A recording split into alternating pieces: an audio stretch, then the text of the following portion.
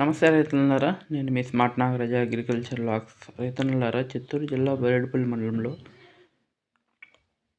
టమాటా plantation అయితే హెవీగా జరుగుతుందన్న. మొత్తం జేహో సాహో ఛాంపియన్ అనే సీడ్స్ని ఎక్కువగా వాడి ప్రజలు హెవీగా టమాటా హెవీ ప్లాంటేషన్ అయితే చేస్తున్నారు. వీడియోని లైక్ చేయండి, షేర్ చేయండి, 10 మంది రైతులకు షేర్ చేయండి. వీడియోని లాస్ట్ వరకు చూడండి, స్కిప్ చేయకుండా, మీకు అర్థమవుతుంది.